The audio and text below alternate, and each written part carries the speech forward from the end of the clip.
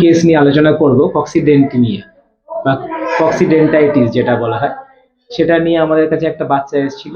তার আমরা একটা রিভিউ নেব, কেমন আছে, কি করা হলো, সেটা ওর নিজের মুখেই বলবে। বলো। আচ্ছা, আমি ত্রিশান মজুমদার। আমার কক্সেসে অনেক ব্যথা ছিল। এখানে এসে ওরা অনেক ওষুধ দিয়েছে আর আমার কক্সেসটা সত্যি ঠিক হয়ে গেছে। না, শুধু তো আমার ছেলে 2 মাস ধরে ভীষণ অসুবিধার ব্যথাই ছিল, কারণ ওর কক্সিসে প্রবলেম ছিল।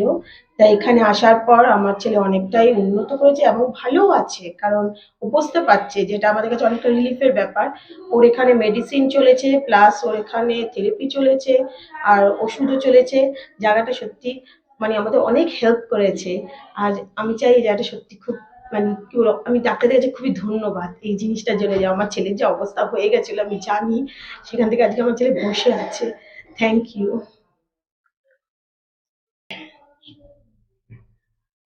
ওর যখন এই শুরু হয়েছিল, ওর কি কি প্রবলেম হচ্ছিল বলুন ম্যাডাম।